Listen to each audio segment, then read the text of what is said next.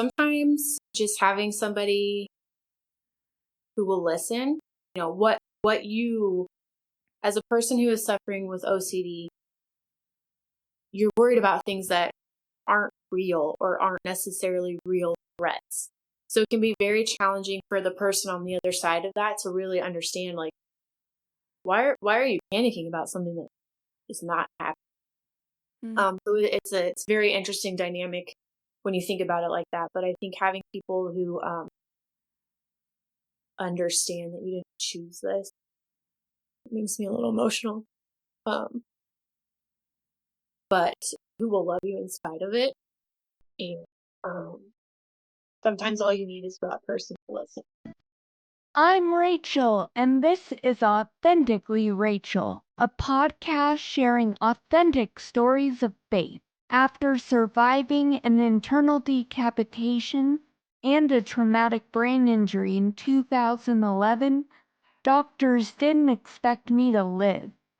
During my recovery, I was paralyzed and unable to speak, but I wrote 7 words that changed everything.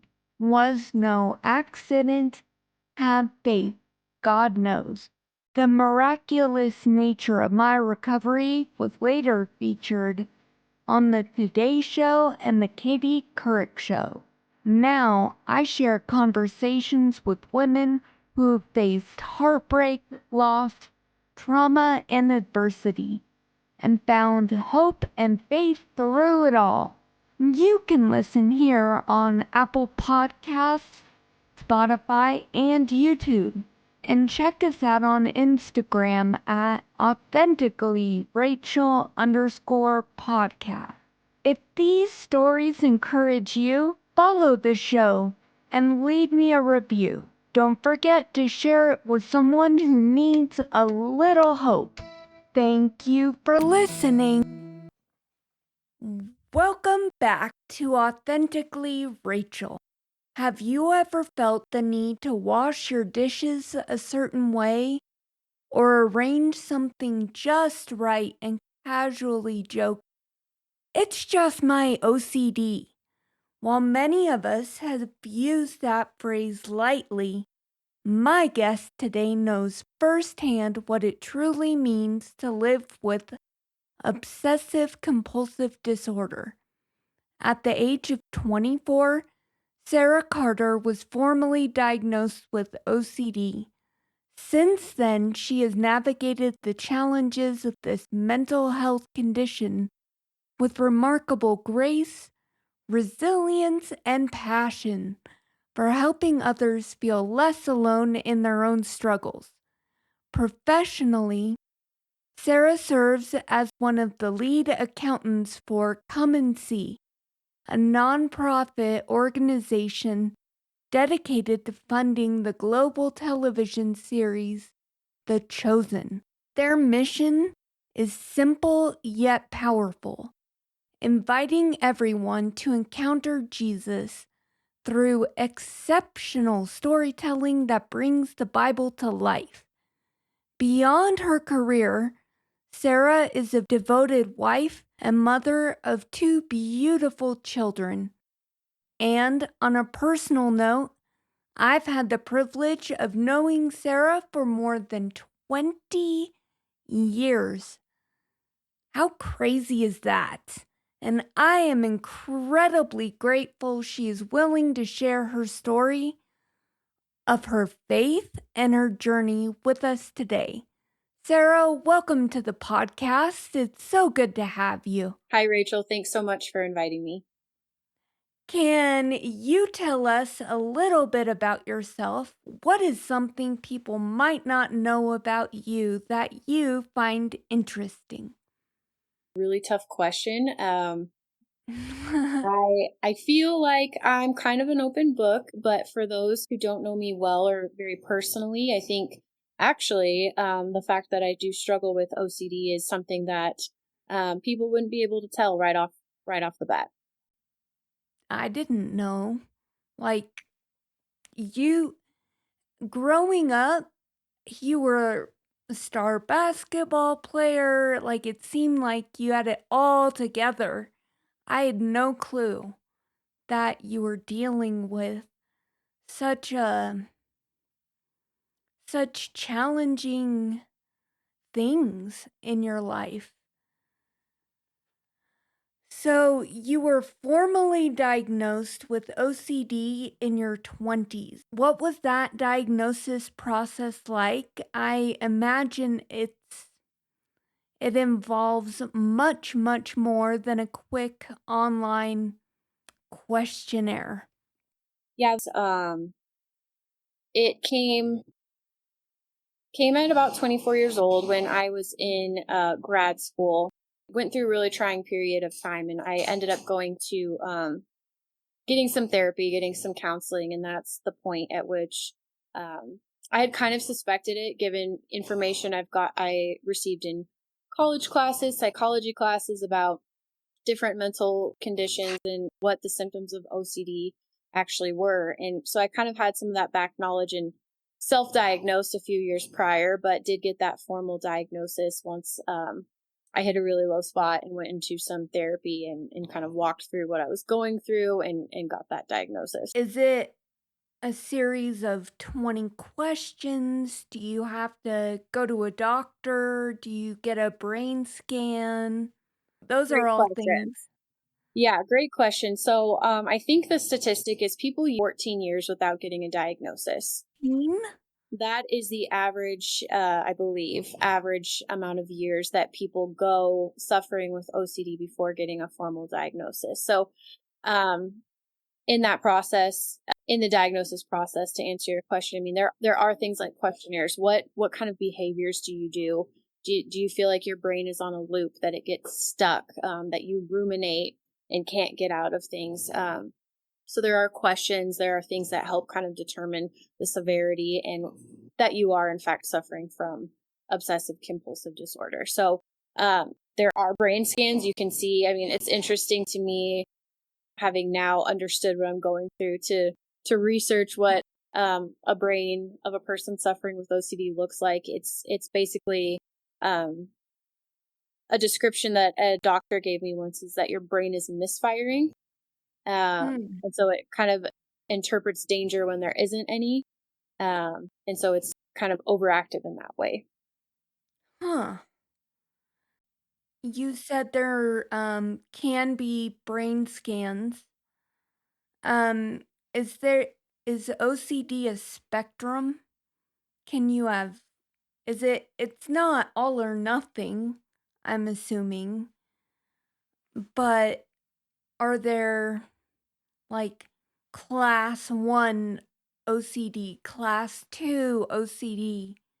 I wouldn't say that it's on a spectrum like that. What I would say, to kind of elaborate on that, there are different subcategories. So, as you had mentioned in the intro, that a lot of the maybe stereotypes of what OCD is like, oh, I just like things done a certain way, or I like it to match, or I like it to be organized, or I like everything in an even number. While those can in fact be symptoms of obsessive compulsive disorder, it's kind of misleading to think that's the only thing. So um, organization and can be part of OCD, but there are a lot of subcategories: contamination, OCD. Oh gosh, the word is escaping me now. Pure OCD. There's a lot of different things that where the focus of your disorder is on something very specific, and you can have more than one.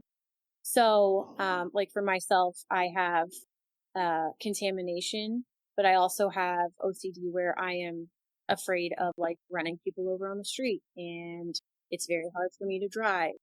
So, getting more into my story, there was a time in my life where I stopped driving for 9 months because I was so afraid that, I hit somebody I didn't see, or, what was that bump that I ran over in the road? Was it a person? So there's even more like taboo categories, I would say, where people, it's called POCD, where people think they're attracted to children and think, that something's seriously wrong with them because they have these terrible thoughts that are coming into their head that are not who they are and not what they believe and not their value, but the thoughts that really can be completely debilitating. So I can honestly say it's a disorder I would not wish on my worst enemy. So um, yeah, it's broad. There are many subcategories, and I think it would be unfair to, while people suffer at different levels, that is true. I think the way people suffer is equally as awful, no matter what that looks like for them, if that makes sense. You didn't drive for 9 months. I know there's cognitive behavioral therapy and desensitization therapy. When my accident happened, my parents well, they didn't know and I didn't know. It was just the way we went, but we drove past my accident every day. I had to relive Mm-hmm. that intersection, Mm-hmm. and I think that helped desensitize. So, did you go through any of that as part of your healing? So you bring up a great point, and it's similar to what you're describing, but what is considered the gold standard for therapy in obsessive compulsive disorder treatment is called ERP, or exposure response prevention. So the idea is you expose yourself to the thing that is causing you angst without doing a compulsion to subside that anxiety. So, for example, I touch a trash can and I don't immediately go wash my hands afterwards multiple times or however many times until I feel clean. The exposure is throwing something in the trash can and not grabbing the hand sanitizer or washing your hands afterwards and just sitting with that until that anxiety subsides. So I think, that's a similar concept to what you're describing when you were going past your accident site until it became maybe less alarming after until maybe almost you get bored with it. I've even had a Yeah. therapist say, I want you to sit in this and rewatch it or, expose yourself to this trigger until you become bored with it. Um, Yeah. and that's kind of the idea. It's actually, it's interesting because it's painful to go through, and maybe you experience that too, the trauma of like revisiting something that was very detrimental. Um, but it's part of the process. So the more that you cannot react to a trigger, to an obsession, the less power over time it has over you. Huh. How did receiving that diagnosis impact your life? It was both positive and negative. It is positive because it gave a name to my suffering. Mm. And it was an answer. So it wasn't that I was just crazy. It was that I was truly suffering with a mental condition. So that is validating and positive because then also you know how to best approach it for treatment and recovery. The negative of it is like that the bottom line is people who suffer with OCD suffer tremendously. The negative of it is the fact that you have it at all. Yeah. In what ways did it impact your relationship with God? That is an ongoing, I mean, the truth in that, Rachel, is that is an ongoing struggle. Um, Mm. Again, both in a positive way and in challenging ways. So the positive is I have been given, I say the opportunity, it's kind of a strange word to use, but the opportunity to use something challenging and try to use it to honor God in some way. There's that side of it. Everybody struggles with something. A lot of people's struggles are not obvious from the outside. But the reality of the situation is, as you know, in this world, we will have struggles, we will have suffering. And what are we going to do with that? So I try to take that same approach with obsessive compulsive disorder. On the flip side of it, again, I mean, I truly, I keep saying this, but the bottom line is it is suffering. It is day in, day out, constantly being inundated with awful, awful, intrusive thoughts. Mm. And so that makes me frustrated with God. Why are you allowing me to suffer like this for years and years? Why do I have this disorder? And again, there's not a cure for it. There's treatment for it that helps you get better and helps you live a manageable and functional and grateful for that. But you have to work really hard to get to that. And so it is a day in and day out challenge to choose that, and not be angry and frustrated with God that I'm suffering with it. I've been thinking over this for about a week. People that suffer, there's two types. There's people that suffer and that suffering causes them to give more, causes them to help others more. And then there's the sufferers that it causes them to become isolated, become insular, become angry, and, lash out at everyone. And one of the things I've noticed about you is you recognize your suffering and God is allowing. He allows things to happen, and we're not God. Like Right. in Job, why did Job have to suffer like he did? And at the end, it God says, "Were you there when I created the world?" Yeah. People that give, and why I respect you so much is you give. You want to use your suffering to help encourage others and lift them up while recognizing that it's hard and there is suffering. I appreciate you saying that, and it's those are very kind words, and I, yeah, again, very much appreciate it. But yes, I want to do that. It's not always pretty. The it's not always pretty, but I hope I can give people some hope in spite of that. I think you do. I mean, you're coming on the pod, a step in That's a itself step. for Yeah. encouraging. Were there times when your faith felt challenged because of what you were going through? Were you ever, I don't want to say angry, but upset with God of why did he allow you to go through this and how did you overcome that? And I think it's fair to say that I have been angry with God. I think it's honest for me to say that. Thankfully God can handle our anger.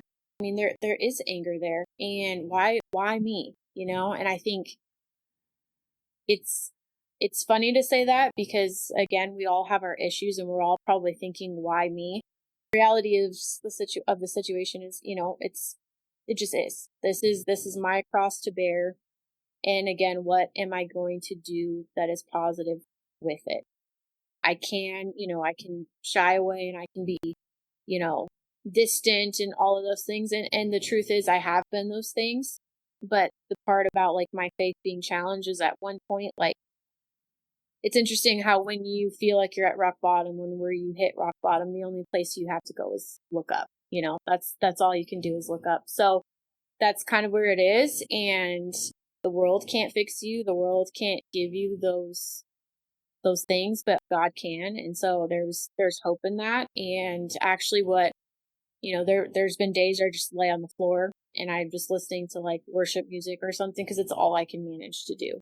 Mm. So kind of staying, even when you don't feel like God is helping you, it's just like, I think I think in our soul, like we know that that's where our help comes from, even if we don't feel it.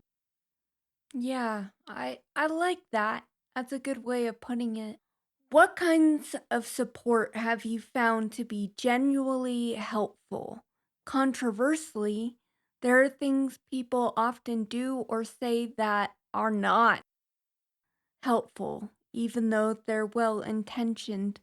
What how would you speak into someone's life who wants to help their friend with OCD or their loved one with OCD but don't know how to go about it? Great questions. I think so. For me, having support of people has been complicated sometimes, but critical. So sometimes just having somebody who will listen, what you, as a person who is suffering with OCD, you're worried about things that aren't real or aren't necessarily real threats.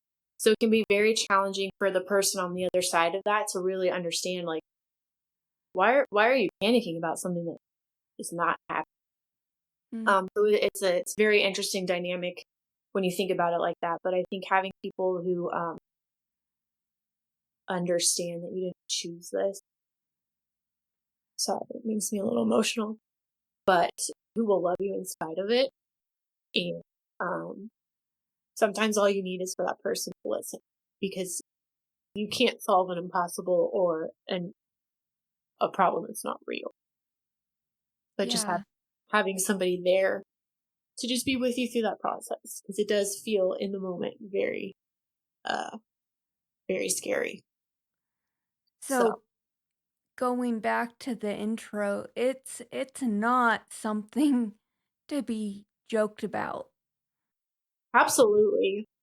Yeah, no, you're completely right. And I don't think, I will say that I have family members, I have, um, close relatives, people who have made, the very classic comment, like you talked about, like, oh, it's just my OCD.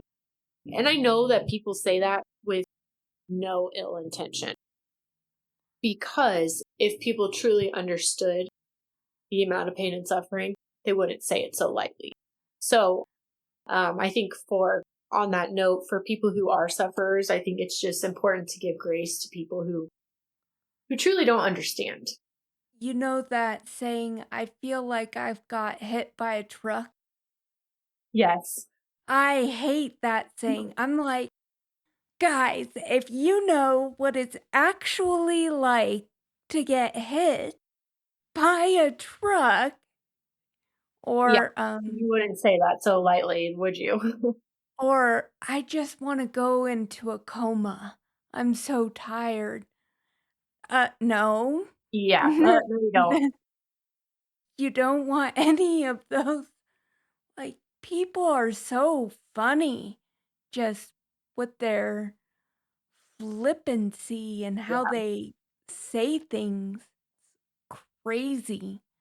Yes. And and I completely agree with you. And I think, you know, um, there's a reason people say, like, put yourself in someone else's shoes, or you don't know until you walk in someone else's shoes. I mean, there's a reason for that, because once you experience it, you're like, oh, maybe I shouldn't have been talking about it like this, or making those comments or the judgments or whatever the case may be.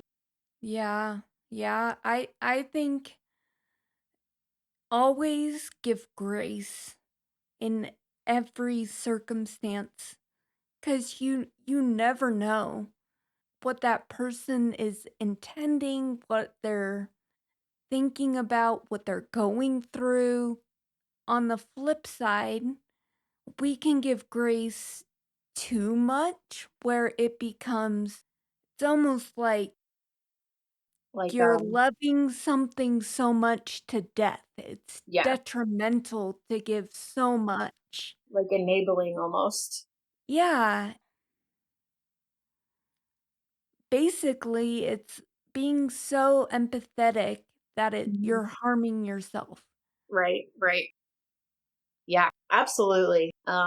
And that's actually, you lead into a good point with that, because you had said conversely, what are things people do that are not helpful to a person who suffers with OCD? And it's interesting because uh, accommodating too much or helping too much can actually reinforce the symptoms of the disorder. So, for example, Really? if I'm afraid the front door is unlocked, which I am all the time, and I say, to my husband, "Can you go check it?"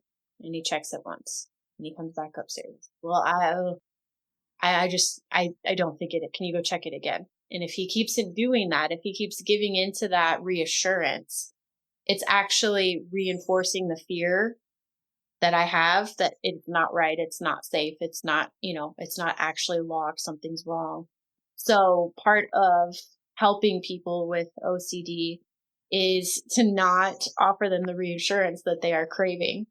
So it kind of made me think of that with, too much grace can, enable somebody. It's very similar concept that you actually doing that to somebody who's suffering is you're reinforcing those obsessions and that compulsive behavior.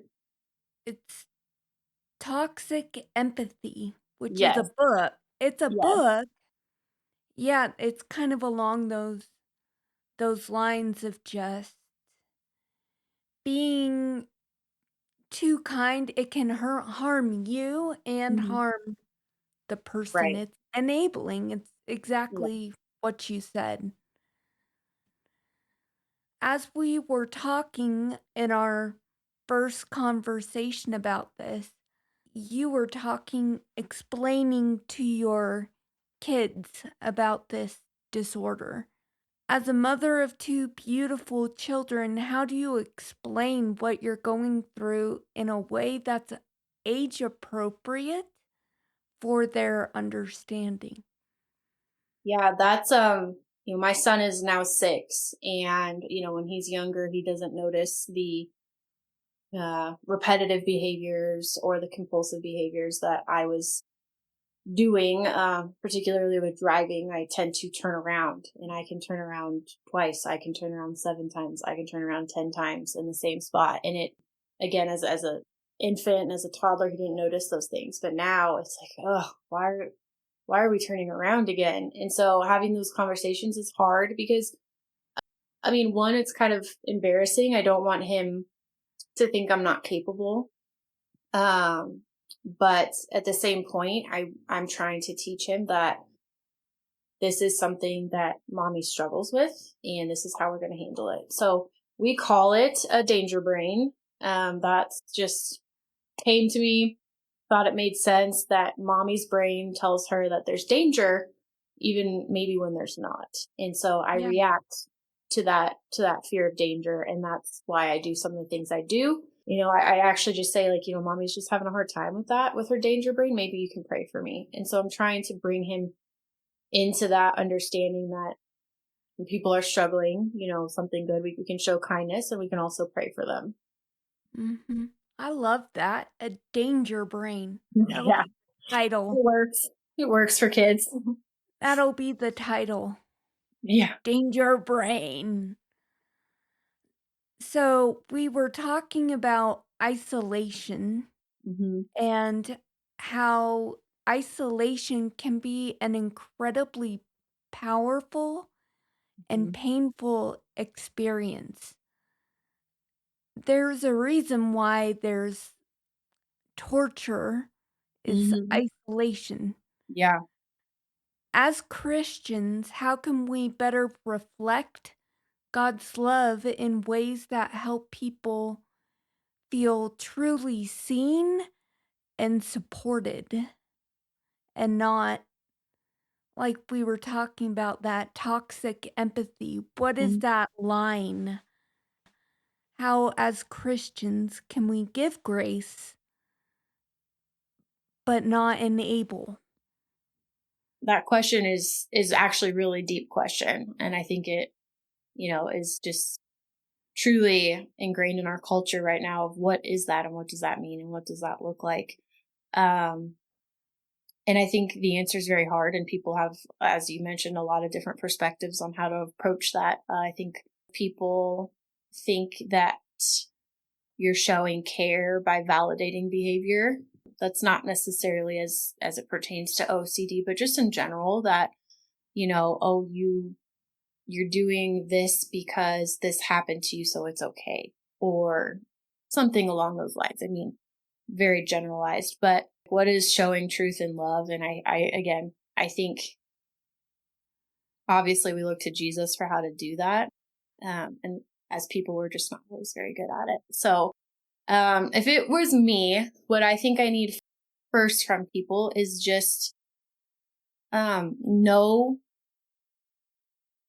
that I'm hurting inside, and approaching it from this person is hurting, as opposed to a place of judgment of like, why are you doing, like, oh, this behavior is so frustrating or whatever. But realizing first and foremost, these are kind of just symptoms of a bigger problem.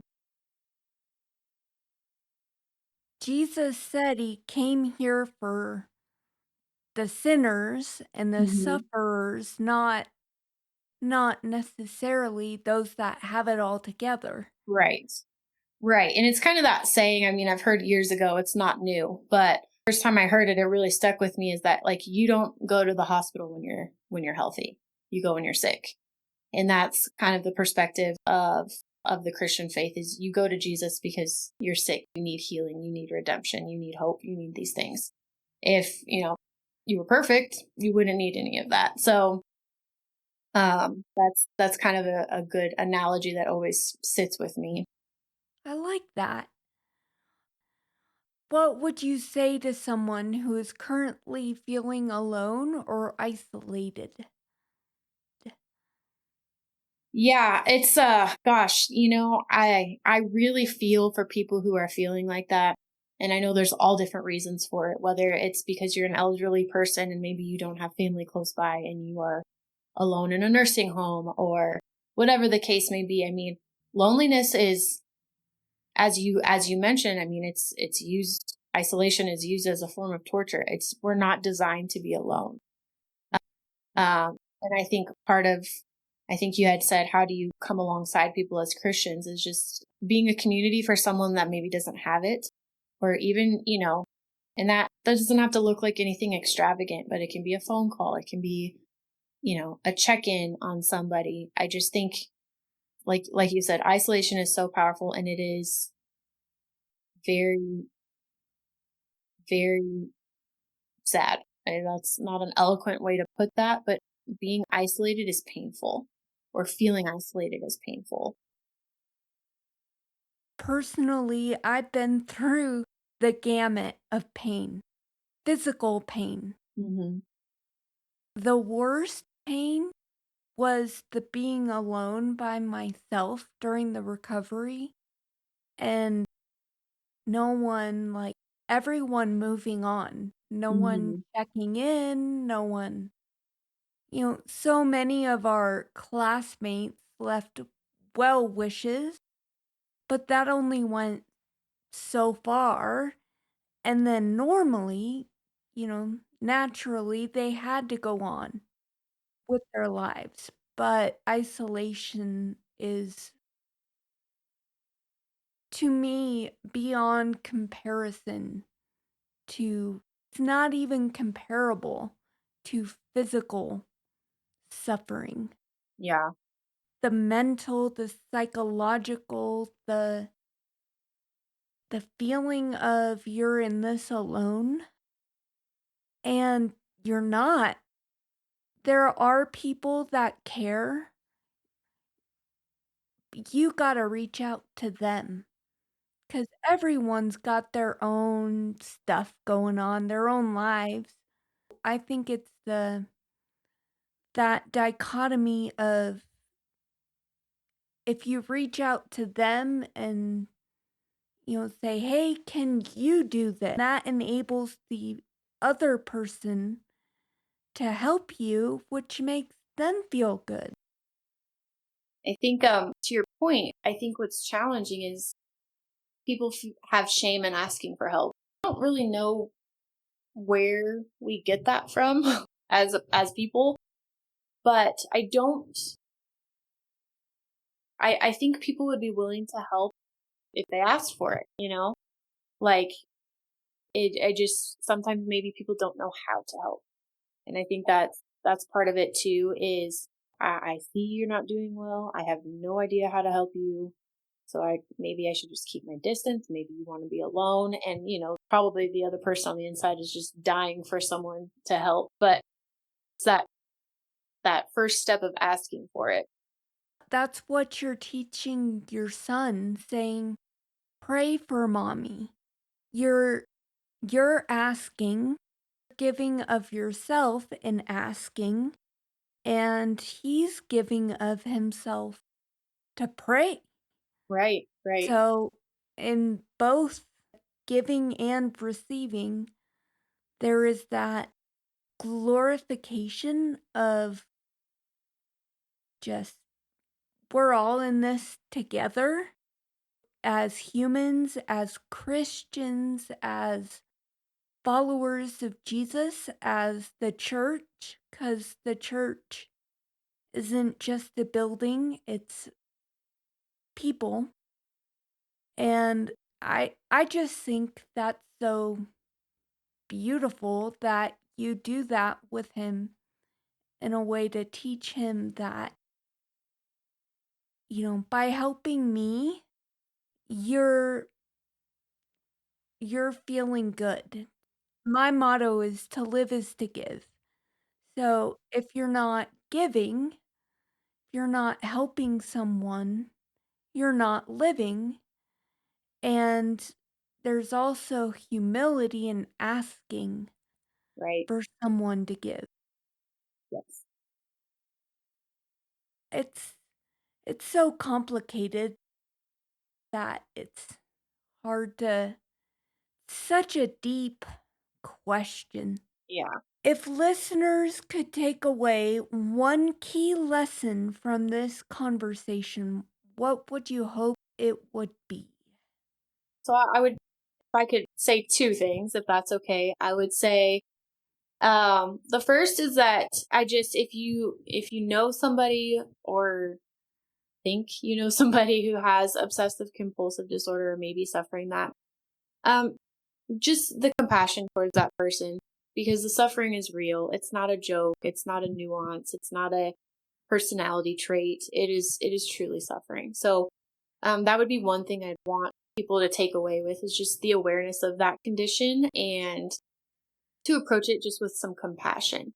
The second thing I'd want to say is that, as I'd mentioned earlier, we're all going through something, whether it's really visible or not, and that just challenging people to say, okay, I'm going through this, but how can I use this in a way that honors God and that draws to Him? What is the prevalency of OCD? Do they have a statistic on it, like 1 in 4 or 1 in. Yes, and I know it. I've read it 100 times. The number's escaping me, so don't quote me on this, but I want to say something around 1 in 40 adults. Um, and again, you might want to fact check me on that. I think that's close, but um, and it does not discriminate. Obsessive compulsive disorder does not discriminate. Um, it it can get anyone. So, um, and children suffer from it, adults suffer from it, and again, a lot of people spend 14 plus years without a diagnosis, and so that is a long time to suffer without help. So there's that. It's actually, there's a lot of progress in treating obsessive compulsive disorder now that there's more knowledge around it. Knowing how effective ERP is, that is a good thing in itself. It used to be known as the untreatable disorder because people just really could not understand what the heck was going on. So it is a blessing that there are ways to manage and treat it now and that people actually can put a to name to what's going on. Google says it's more than 8 million US adults. and that it is more prevalent in females than males, and it can affect all ages. So that's crazy that it's so common. Yeah, And but it's not talked about. It's right, joked about. It's right. not the seriousness is not talked about. Yes, I agree. I named this podcast Authentically Rachel, with authentic being the key word. This season, I'm asking each guest what authenticity means to them. So, what does being authentic mean to you? What does authentic faith mean? I would say authenticity. I mean, the bare bone of it is being real, being true.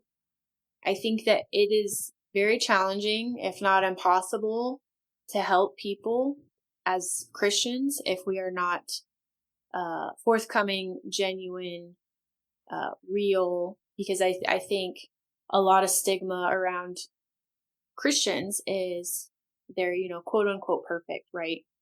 Which is, as you and I know, so far from the truth.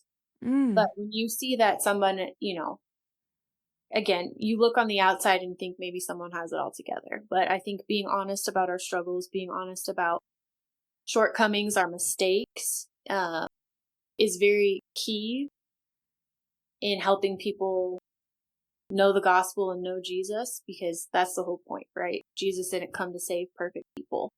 Authenticity is, I think, critical in that, because also, and just in relationships in general, you don't want to be friends with or communicate or be honest or open up with somebody or trust somebody that is themselves not genuine, not real, not honest. So mm. I just think it's very intertwined in how to be a Christian in general, is to be authentic and to be real and true to those around you. I love that. How can people get in touch with your willingness, your authenticity about OCD? How can people get the resources and the encouragement that you want to give? Sure. So I have an Instagram account dedicated to that, which is called, or the handle, excuse me, is at OCD and Jesus. So you can find me there. Also, I would encourage people who think they are maybe suffering with OCD, or who know they have it, to go to No CD. So just the acronym then there, NOCD. It is where I found treatment, and it is a great resource to find therapists that you can get remote access to. Thank you, Sarah, for coming on. This was an encouraging conversation, and it makes my heart jump for joy just seeing your face and hearing your perspective on everything and your kindness to um, just the body of Christ and fellow believers. So thank you for coming on and being a part of this. Thank you so much for having me. I really appreciate it, and I appreciate all that you are trying to do. I'm trying. Mhm. I'm trying real hard.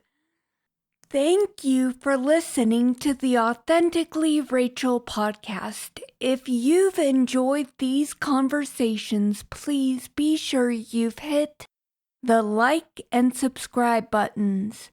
And I'll see you when the next one comes out.